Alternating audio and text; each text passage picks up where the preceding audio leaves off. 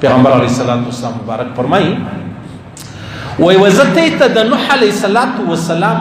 وصیت در وښیم چې د خپل زوی ته وصیت کړی و هغه څه صحابه وو یا رسول الله خو دې راوښیه نوح علیه السلام خپل زوی ته څه وصیت کړی و نوح علیه السلام خپل زوی ته د دوو خبرو کولو او د دوو خبرو څخه د منع کېدو وصیت چې دی هغه کړی و کومې خبرې نوح علیه السلام خپل زوی ته کړې ولې اوله خبره دا ورته کړې وله چې ته به څه کوې ته دغه توري ډېر وایه سبحان الله العظیم وبحمده دغه توري ډېر وایه سبحان الله العظیم وبحمده ولې وایي نوح علیه السلام ورته ویلې چې دغه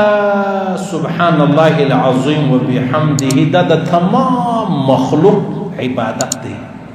که ډبره ده که درخته ده که لوټه ده که مطلب غر دی که دا ټوله دنیا راواخله د هغه عبادت دغه دی سبحان الله العظیم وبحمده او دویمه دا خبره ورسره ورته وکړه ول دا مخلوق ته چې الله روزي ورکوي هغه د دې کلمې د برکت ورکوي و مخلوق ته چې الله روزي او رزق ورکوي هغه د دې کلمې د وجه سبحان الله العظیم وبحمده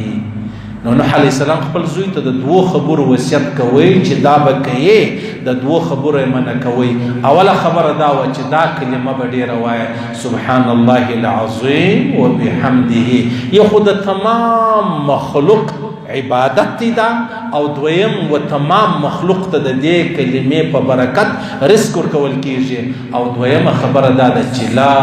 اله الا الله ډېر وایه نوح علیه السلام خپل زوی ته وصیت کوي د لا اله الا الله دا ډېر وایه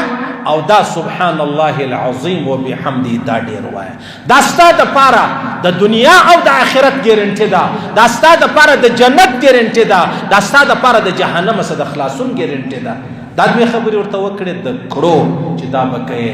او دوې خبرې دا ورته وکړې چې د دې دوو خبرو څخه به ځان ګورې د کومو دوو خبرو څخه یو به ول شرک نه کوې د الله سره په هیڅ صورت شرک نه جوړوې او نه به ورسره کوې شرک څه معنا عزیزان شرک اسانه معنا دا ده دا اسمان چې برقراره دی دا چا ساتلی دی الله ساتلی دی دا لمر چې سهار راوخته تر ماښامه تر مازدیګره دا چا راخېژولی دی الله راخېژولی دی دا رڼا چا ورکړې ده الله ورکړې ده اوس که یو سړی راولاړ سي هغه ووایي دا اسمان خو الله او پلاني چا نیولی دی برقرار یې ساتلی دی الله فرمایي ولې پر ما درواغ تړې دا خو زه تنها کوم زما سره شریک چیرې و چې تا شریک رالره جوړ کړي دا لمر ما راخېژولی دی په دې کې زما ملګری کله و دا لمر ته رڼا ما ورکړې ده په دې کې زما ملګری کله دلته دې ته شرک ویل کیږي نو نوح علیه السلام خپل زوی ته وایي شرک به نه کوې له شرکه ځان ګوره او شرک ډېر د الله په دربار کې د هرې ګناه د معافۍ امکان شته الله دې معاف کړي سودخور دی قاتل دی بدکار دی غل دی قبضګر دی شرابي دی پلانې ممکنه ده الله دې وبخښي لیکن چا چې شرک وکړي او پر شرک باندې مړ شي هېڅ یوه ذره امکان د بخښلو نشته حتی دغه د کافر جنت لره تل داسې ناممکنه ده عزیزانو داسې ناممکنه ده لکه ستن راواخله د ستنې چې کوم سپم دی دا مچ سپنډ شي تر پېودو دا ستن د دې چې کوم هغه سپم دی تر دې وښ ایستل په خپل حال کې چې وښ په خپل حال کې ولاړې او ته دا ستن ورته ونیسې دا کېدل نشي کېدلی الله فرمایي تر دې لا زیاته ناممکنه ده چې یو مشرک سړی د جنت لره ولاړ شي دا کېدلی نشي صحیح شو او دویمه خبره دا ورته وکړله چې زه تا منع کوم چې ته به تکبر نه کوې تکبر مه کوه او تکبر انسان دا چې پر خوله نشله یې عزیزانو ډېر کسان سته بلکې دا خپل ځانونه ژوند به در یاد کما ډېر وخت زما او ستا په مخ کې یو ډېر لوی مشکل راغلی د هغه لویه بنیادي وجه دا یې 10 کاله مخکې ما ورته تکبر کړی لویه خبره مې کړې بې ځایه خبره مې کړې الله پاک ما ورته و دې خبرې تړلې شرک دا به نه کوې نوح علیه السلام خپل بچې ته ویل او تکبر دا به نه کوې او عجبه دا سوله چې دا شرک و تکبر و نوح علیه السلام ته ښکاره کېدله چې شرک څومره لویه ګناه ده او تکبر هم هغومره لویه ګناه ده ولې تکبر ولې لویه ګناه ده؟ هغه په دې لویه ګناه ده چې دا ته څه یې، دا خو ته خپل نه یې، دا خو الله کړی، نو تا ولې ځان ته نسبت کړی دی چې دا زه، نو دا هم شرک سلو. الله تا ته ځواني در کړې ده، صحت یې در کړی دی، و تا ته پهلواني در کړې ده، قوت یې در کړی دی، او ته وا دا زما دی، الله وایي ما در کړی دی، نو خو دا هم په شرک راغلی. شرک به نه کوې او تکبر به نه کوې. حضرت ابوبکر صدیق فرمایي رضی الله تعالی عنه چې یو سړی دا خپل بیادبي د ډېره معافي، یو سړی د دوو شرمګاو پیدا سوی، هغه به نو تکبر پر چیش کوي. ولې کوي؟ ولې به تکبر کوي؟ نو نوح علیه السلام خپل زوی ته ویل ول زه تا ته وصیت کوم، یو دا ډېر وایه لا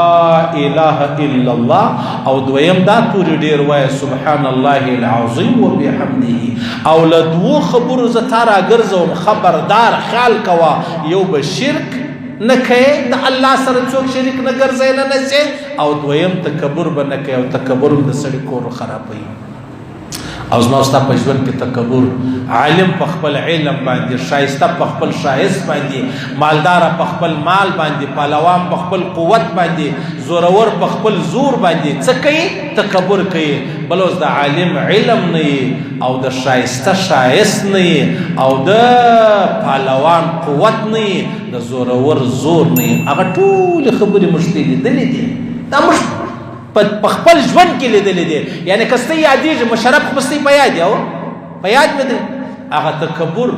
هغه لویي، هغه زور د بیجو، هغه لوړې خبرې،